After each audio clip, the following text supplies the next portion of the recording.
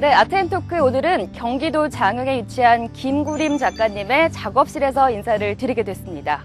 김구림 작가님, 과연 어떤 분이시길래 저희가 이렇게 직접 찾아왔을까 궁금하시죠? 홍경원 평론가님께서 소개 좀 해주시죠. 김구림 작가님은 한국 아방가르드의 선구주자라고 하는 원로 작가입니다. 미술뿐만이 아니라 음악, 영화, 무용까지 다양한 장르를 통해 가지고 전위적인 예술 작품을 발표하고 있는 작가인데요. 2012년도에는 영국 대표적인 미술관이라고 할 수 있는 테이트 모던에서 다른 세계적인 거장들과 같이 어깨를 나란히 한 전시를 열기도 했습니다. 우리 한국의 대표적인 작가라고 할 수 있죠. 네. 저는 김구림 작가님의 걸레라는 작품 보고 굉장한 충격을 받았었는데요. 네. 실험적이고 파격적이고 다양한 작품만큼이나 그 삶도 역동적이십니다. 오늘 그 특별한 예술가의 그 삶의 여정을 잠시나마 느끼실 수 있는 시간이 될 것 같아서 기대가 됩니다. 네, 저도 참 기대가 되는데요. 기대되시죠? 한번 만나러 가볼까요? 네.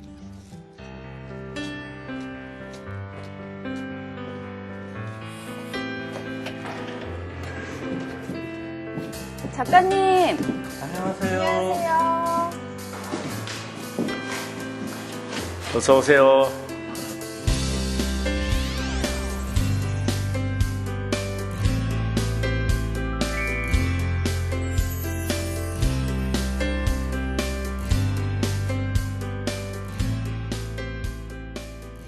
네, 김구림 작가님 모셨습니다. 작가님 안녕하세요. 안녕하세요. 안녕하세요. 네, 반갑습니다. 반갑습니다. 네. 저희가 장흥에 위치한 작가님 작업실에 직접 이렇게 찾아왔는데요. 네. 굉장히 좋아요. 넓고 좋고 작업하기에 참 좋은 환경인 것도 있지만 바깥에 이렇게 나무들도 참 많고요. 특별히 장흥의 작업실을 만드신 이유가 있으세요? 처음에는 집에서 작업을 했어요. 네. 집에서 작업하다가 아무래도 대작을 못할 것 같아서 구하다 보니까 어떻게 장흥 쪽으로 오게 됐어요. 되게 좋죠. 실제로 이 동네에 작가들도 많이 살아요. 네. 네, 많이 작업실을 많이 하고 있고 기업에서 후원하는 레지던시 프로그램도 있고요. 이제 최근에는 장욱진 미술관이 네. 양주 시립으로 만들어져가지고 곧 개관하게 되죠. 네, 곧 개관을 저희 앞두고 오다가 있죠. 현수막 같은 거 본 네. 것 같아요. 네. 이제 여기도 이제 예전부터 하나의 문화벨트, 네, 그런 느낌을 갖고 있었어요. 네, 여기도 네. 문화벨트 들어가 있어요 지금. 네, 그렇죠. 양주시에서 하는데. 네. 그 작품에서 뿜어져 나오는 에너지가 작가님 초기 작품이나 현재 작품이나 변함없이 강렬하거든요. 그래서 작가님을 현재 진행형 작가이다라고 부르는 데는 다 이유가 있구나 싶은데요. 어떻게 생각하세요, 작가님? 근데 나는 사실은 이 시대가 변함에 따라서 늘 작품이 변해왔어요. 네. 왜냐하면은 내가 살다 보니까 젊었을 때와 지금하고 환경이 많이 틀려졌잖아요. 예? 그러니까 자연히 내 생각도 바뀌게 되고 네. 그래서 작품이 변해왔는데 이런 걸 가지고 우리나라에서는 외국에서는 내가 미국 생활을 하면서 그런 말을 못 들었어요. 그런데 우리나라에서는 정체성 없는 작가다 이런 말을 하는 거예요. 근데 정체성이라는 게 난 뭔지 그 사람들이 이야기하는 건 모르겠어요.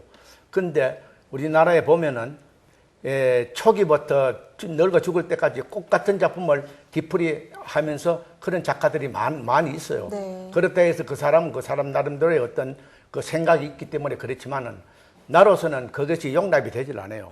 현대 미술이라는 것이 어떤 작가라는 것은 마음속에서 말이지 우러나오는 네. 속에서 옳은 제대로 된 작품이 나오는 것이 그런 사람들 보면은 지금도 돋복 자락 입고 말이지 앉아가지고 달 보고 말이지 달 아름답다, 달 좋다, 술 한잔 마시면서 이러한 작품을 할 때 난 그 사람들이 이해를 못하는 거예요. 네. 그러니까 결국엔 김구림 작가님 말씀은 시대가 변하고 생활 양식이 달라짐으로 인해서 당연히 예술도 네. 그에 맞는 표현이 달라져야 하지 않는가. 네, 그 얘기를 하시는 것 같아요. 네. 작가님이 네. 워낙에 또 오랫동안 작품 활동을 하셨잖아요. 그렇죠. 그렇기 때문에 작가님만의 그 독특한 작품 세계가 있을 것 같은데 네. 좀 난해하고 모호하고 이런 작품을 아방가르드하다고 표현을 하잖아요. 네, 많이들 그러죠. 어떤 거죠? 난해하고 모호하다는 것을 아방가르드 말하기보다는 아방가르드는 사실 전위 예술이에요. 우리말로 하면 항상 실험적이고 멈춰 있지 않은 예술 형식이죠. 20세기 초반에 그 유럽에서 일었던 예술 운동인데요. 우리나라는 그러니까 모더니즘과 같이 이제 태동했던 이제 그런 운동이에요. 이 특징은 안주하지 않는다는 것, 기존의 예술 기준을 저항하고 그 다음에 새로운 가치관을 만들어내는, 네, 그리고 늘 그것이 부동하지 않는, 네. 네, 항상 흐름이 있는, 네, 그것을 우리는 쉽게 아방가르드라고 얘기를 하죠. 그러다 보니까 과거에 없던 것을 하다 보니 늘 난해 보이고 새로워 보이고 어려워 보이는 그런 흔적은 남죠. 시대에 맞춰서 변화를 해 가면서도 네. 또 시대를 앞서가기도 하고 뭐 그런 건가요? 네, 앞서가죠. 네, 네. 보통은 앞서가고요. 네, 아방가르드라는 원어의 뜻이 원래 군대 용어예요. 아, 그래요? 네, 군대 용어인데 그 적진에 먼저 가서 뭔 것을 염탐하고 다시 그것을 알려주고 이렇게 서로 소통할 수 있게끔 척후병 역할을 했던 네, 그런 그 의미에서 나온 용어이기 때문에 그 아방가르드라는 그 뜻 자체도 그렇게 해석하시면 좀 쉬울 거예요. 그렇구나. 네. 근데 나는 이제 그 어떤 시대에 맞춰가는 것이 아니라 네. 그렇게 아까도 이야기했지만은 시대 변천에 따라서 내가 살다 보니까 내 사고가 자꾸 변하는 거예요. 네. 변하니까 자연히 그러한 그 시대적인 작품이 나오게 돼 있더라고요. 그 자연 발생적인 데서 나오는 것이 내가 이렇게 변해야 되겠다. 이런 적은 한 번도 없었어요. 네. 그런데 자꾸 변해가니까 시대에 따라서 다른 사람들은 꼭 같은 작품을 죽을 때까지 하겠는데 나보고 정체성이 없는 작가다. 과연 그런 누가 정체성이 없는지는 모르겠지만 나는 그 사람들 보고 이런 말 하고 싶어요. 그 사람들은 매너리즘에 빠진 작가다. 네. 이런 말 하고 싶어요. 나는. 매너리즘이라는 것은 그 자기 습속, 네. 자기 재생을 꾸준히 해서 네. 그 어떤 그 틀에서 벗어나지 못하는 그런 상태를 얘기하는 거겠죠. 네. 평론가님, 작가님 네. 전시 많이 보셨죠? 많이 봤죠. 네. 네. 어땠어요? 늘 새롭죠. 네. 이제 보통 작가들 같은 경우 매번 전시를 해도 그냥 뭐 1년 전 작품이랑 큰 차이 없겠지라는 생각을 하고 가서 보면 네. 실제로 맞아요. 많은 부분에서. 아닌 작가도 있죠, 물론. 근데 김구린 작가님 같은 경우는 오늘은 또 어떤 작품이 기대되고. 새로운 모습으로 우리 앞에 선을 보일까? 네. 이런 생각을 하고 가서 보면 정말 달라요. 다양한 퍼포먼스부터 또는 오브제 작업, 뭐 사진 설치 작업, 영상, 뭐 굉장히 어떻게 펼쳐질지 모르는 호기심을 안고 가는 그런 전시가 되죠. 네. 작가님 그 기존의 전시도 서울시립미술관 전시였죠. 그 전시 제목이 잘 알지도 못하면서였다고요. 그렇게 이름을 지으셨던 이유가 있으시다고요? 그게 또 그 에피소드가 되게 재밌어요. 네. 그 질문 마침 잘 하셨는데 잘 알지도 못하면서 뭐지 우리가 재밌어요, 제목이. 네. 근데 그 에피소드 좀 들려주시죠. 네. 제목이 그 결정되기까지의 과정. 그런데 그게 참 이 사실은 이 나를 그 큐레이터 말이 들으면은 나는 나 자신을 모릅니다. 나를 너무 모르고 있더래요. 우리나라 그 화단에서. 물론 미국 생활, 그거는 공부를 안 해서 그런 거예요. 미국 생활 공부를 하면 다 알아요. 그러니까 15년 하고 한국에 들어와서 그런 거는 아닐 거고. 그런데 처음에 이제 그 결정되고 난 다음에 그 담당 큐레이터가 자주 전화를 했어요. 뭘 묻기 위해서. 그럴 때마다 내가 이런 말을 했어요. 너는 알지도 못하면서 말이야. 뭘 어떻고 저쩌고. 그랬더니 막 죽으려 하는 거야, 이게. 응? 그래, 나중에 가서 선생님 제목 정했습니다. 이러더라고요. 그래서 내가, 아니, 제목은 무슨 제목이냐? 김구림 초대전이지 했더니, 아닙니다. 하는 거야. 그러면서 잘 알지도 못하면서로 이제 지었다는 거예요. 네. 네. 그러니까 김구림이라는 그 인물에 대한 그 역사를 젊은 그 작가들이라든가 이 기획하시는 분들이 이런 아방가르드한 전위적인 작가들을 인식하기보다는 학교 교육에 있어서 주류 미술, 네. 주류 미술의 소위 제도권 미술에 많이 배우게 돼요. 그리고 이제 언저리로 배우는 측면이 좀 있어요. 네.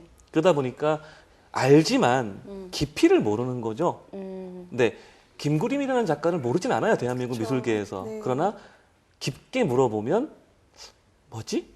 라는 궁금증이 들고 이번 전시 기획을 하는 과정에서 본인도 알게 됐는데 이제 그 자기뿐만이 아니라 많은 이제 사람들이 모르겠구나라는 생각하에 잘 알지도 못하면서 라면서 이제 알게 되는 그런 이제 그 프로세스를 설명하는 과정이 나온 것 같아요. 그리고 그 전라면은 최근작은 없습니다. 한 점만 네. 내놨어요. 네. 왜 한 점만 내놨냐면 40년 전, 30년 전에 작품만 해놨거든요. 60년대, 70년대 작품만. 그러니까 이 작가가 과거에는 이런 걸 했는데 요즘은 어떤 작품을 했는가 그것이 궁금하니까 한 점만 냅시다. 이래 돼가지고 최근작은 한 점만 내게 된 겁니다. 네. 그 최근작이 이제 한 점이 여기 있는 이제 그 부처 작품을 저 작품이요. 예. 강렬하죠. 오프닝에서 잠깐 홍 평론가님이 언급해 주셨는데, 그 영국 테이트 모던에서 전시를 이제 한국 작가로서는 백남준 작가님에 이어서 두 번째로 그랬죠. 했었잖아요. 그 의미가 어떤지 설명해 주세요, 홍 평론가님. 일단 섭외 과정에 있어서 뭐 작가가 지원을 하거나 이런 과정이 전혀 아니었고, 테이트 모던 큐레이터가 이제 자료를 조사하다가 네. 김구인 작가님 작품을 본 거예요. 네. 아, 어떻게 60년대에 이렇게 다양한 예술을 할 수 있는 한국 작가가 있었지? 라면서 직접 섭외를 한 거죠. 네. 그리고 이제 거기 참여했던 작가들이 정말 다 쟁쟁해요. 미술을 아시는 분들은 네. 이름만 들어도 정말 할 정도로 그 영국의 데이비드 호크니 네. 전설이죠. 그다음에 잭슨 볼로. 잭슨 폴로, 쿠사마 야요이 뭐 이런 작가들. 정말 당대 신디 셔먼 뭐 이런 당 내노라는 작가들하고 같이 전시를 한 거거든요. 네. 근데 그만큼 테이트 모던이라는 영국을 대표하는 미술관의 전시 자체도 의미가 있지만 직접 섭외를 해서 그 세계적인 거장들과 같이 했다는 점. 네. 그리고 한국 작가로서 당당하게 네. 네. 퍼포먼스 형 사진이었죠, 아마. 네, 그 작가님께서 작품은. 직접 네. 소개 좀 해주세요. 그때 그런데 작품이요. 그게 이제 처음에 네. 어딜 통해서 내 주소를 모르는 거 어딜 통해서 왔나 하면 국립현대미술관 쪽으로 연락이 내한테로 연락이 왔어요. 네, 우리나라 그래서 대표 기관이